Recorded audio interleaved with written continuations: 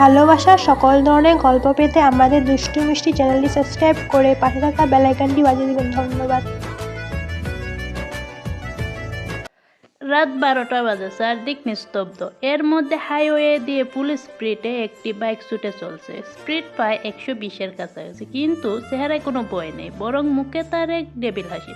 সে bike এমনভাবে চালাচ্ছে এই ভেবে যেন 5 বছরের খেলনা বাইক। প্রায় আরো 20 মিনিট পর বাইকটি এসে থামে এক গোডাউনের সামনে। বাইক থেকে নেমে আসে একজন, পরনে তার ব্লু প্যান্ট, ভেতরে ব্ল্যাক টি শার্ট আর উপরে ব্লু জ্যাকেট, মাথায় হেলমেট পরা। সে ধীর পায়ে এগিয়ে যায় গোডাউনের দিকে।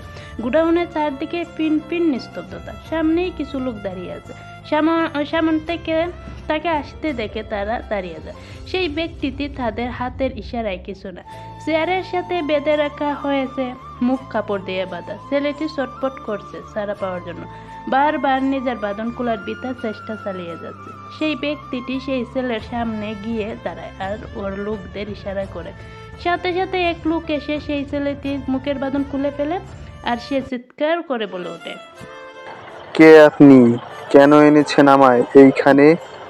আমি কি চাই তা তোমার না জানলেও চলবে, আর তোমায় কেন এনেছি তা একটু পরেই জানবে। দেখুন স্যার, আমাকে ছেড়ে দিন, আমি কিছু করিনি। Correction please. এই বলে সেই ব্যক্তিটি তার হেলমেট খুলে ফেলে। হেলমেট খোলার সাথে সাথে তার কালো ঘন চুল গড়িয়ে পড়ে কোমর পর্যন্ত।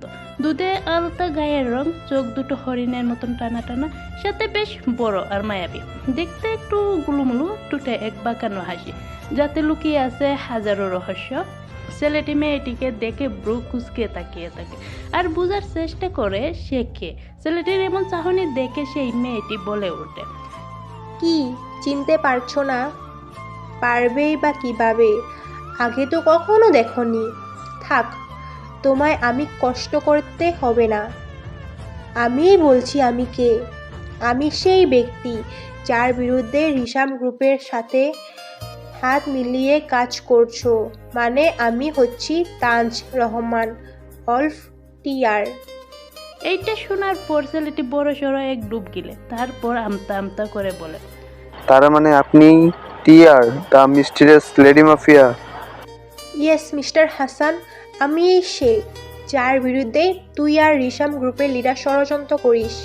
ম্যাম প্লিজ মাফ করবেন, আর এমন হবে না। মাফ কখনো না।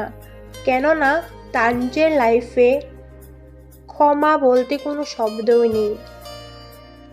তান্নাত রহমান শুধু ভুলের শাস্তি দিতে জানে, আর সেই শাস্তি হলো মৃত্যু। Nahid, give me the gun. Ma'am please আরেকবার সুযোগ দিন, প্লিজ ম্যাম প্লিজ। সেই লোকের সব আর্তনাদ উপেক্ষা করে দম দম করে পরপর তিনটা গুলি হাসানের বুকের মধ্যে চালিয়ে দেয়। হাসান সেখানে মৃত্যুবরণ করে। তান্নাজ তার লোকদের বলে, নাহিদ, ওর লাশটাকে রিসাম গ্রুপের গোডাউনের সামনে ফেলে আসবা, আর একটা চিঠি লিখে দিবা। টিআরের বিরুদ্ধে যাওয়ার পরিণাম কি হতে পারে তার নিজের চোখে দেখে নিতে। Okay ma'am. তান্নাজ নাহিদকে গানটা দিয়ে বাইকের চাবি ঘুরাতে ঘুরাতে চলে যায়। ইন স্কটল্যান্ড জমিন থেকে 16,000 ফিট ওপরে চলছে এক প্লেন, আর সেই প্লেন থেকে লাফ দিল এক ছেলে। হাত পা চড়িয়ে বাতাসের সাথে খেলা করতে করতে নিচে নেমে আসে সে। কিন্তু উপর থেকে স্কাই ডাইভিং করার মজাই আলাদা। উপর থেকে স্কটল্যান্ডের এক পাহাড়ি এলাকার মনোমুগ্ধকর দৃশ্য দেখেই চলছে। সব কিছুই যেন কেমন দুয়াশা মনে হচ্ছে তার কাছে। তাও সে ফুল স্পিডে নেমে আসছে, কিন্তু মুখে নেই তার কোনো ভয়। আছে এক তাচ্ছিল্যের হাসি, কিন্তু তাতেও কম কি যায়, সেই হাসিতে হাজারো মেয়ে পাগল হতে প্রস্তুত। ঠিক 6,000 ফিটে এসে তার প্যারাশুটের বাটন টিপ দিল, আর সাথে সাথে খুলে গেল তার প্যারাশুট। বাতাসের বেগে সে আবার উপরে উঠে গেল। তারপর আস্তে আস্তে ল্যান্ড করার প্রস্তুতি নিতে থাকলো।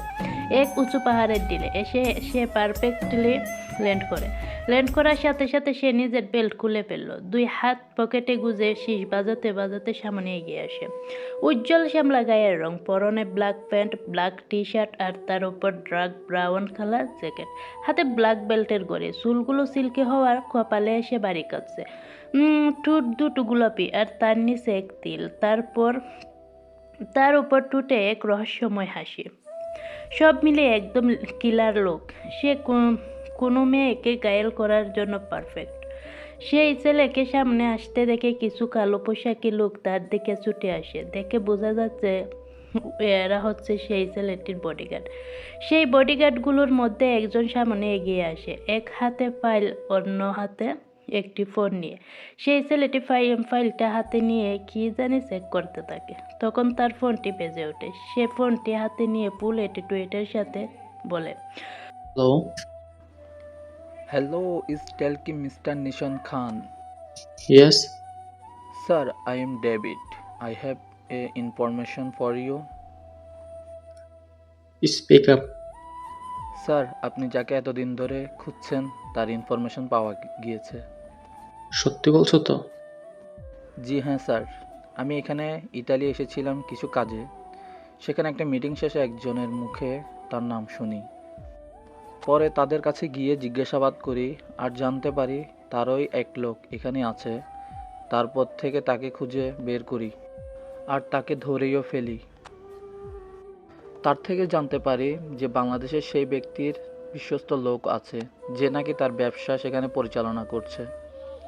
তার ধারা হয়তো আপনি যাকে খুঁজছেন তাকে পেয়ে যাবেন। Yes, got it. Thank you so much, David. তুমি জানো না তুমি আমার কত বড় উপকার করেছো। চিন্তা করো না, তুমি এই কষ্টের ফল ঠিকই পেয়ে যাবে। টাকাটা তোমার ব্যাংক অ্যাকাউন্টে ট্রান্সফার হয়ে যাবে। এটা আমার দায়িত্ব স্যার, বাট এখন এই লোকের কি করব? সে এখন ইউজলেস হোক। Just shoot him. যে আমার কোনো কাজের না তার জীবনটা কোনো কাজের না। ওকে বস। ফোন রাখার পর নিশম এক বিশ্বজয়ী হাসি দিল। অনেক হয়েছে লুকোচুরি, আর না, এবার হবে হাড্ডাহাড্ডি লড়াই। নিশম খানের কাছ থেকে পালিয়ে আর যাবে কই? একদিন না একদিন তো আমার হাতে ধরা দিতেই হবে। আর যেদিন তোমায় আমার রাজ্যে আনতে পারবো সেই দিন হবে তোমার জীবনের শেষ দিন। এ হচ্ছে নিশম খান, স্কটল্যান্ডের একজন নামকরা মাফিয়া, সাথে একজন বড় ব্যবসায়ী।